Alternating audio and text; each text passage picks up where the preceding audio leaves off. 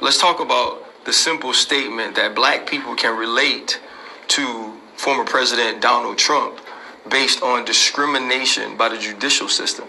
He's not being discriminated against. What Donald Trump did was make bad decisions. And because of those bad decisions, he's now been investigated. He's now been accused, alleged, and then now prosecuted. The one thing that black people can't relate to is having these run-ins with the law and being the president of the United States of America.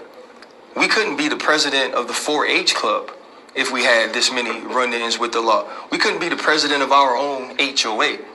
And so I think that's one thing that we need to get out and be very clear on. Also, when you agree with this, you're allowing him to break us down to the lowest common denominator.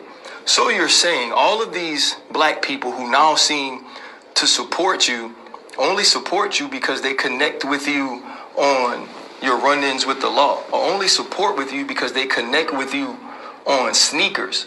So why can't we connect on diversity, equity, and inclusion?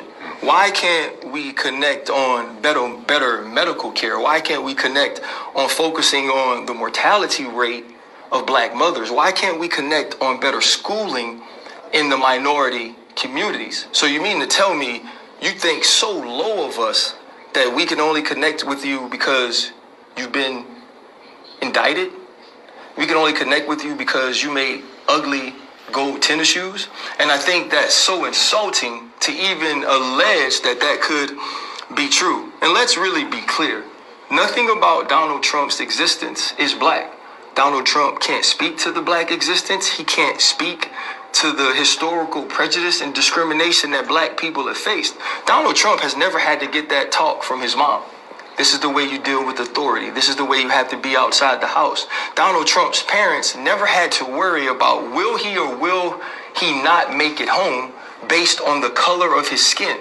See, the only discrimination we understand, the only run-ins with the criminal justice system that we get is that sometimes you are prosecuted, sometimes you are pulled over, sometimes you are searched based on being black.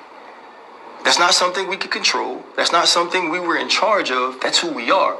Donald Trump has been investigated and indicted and on trial for who he is for making bad decisions.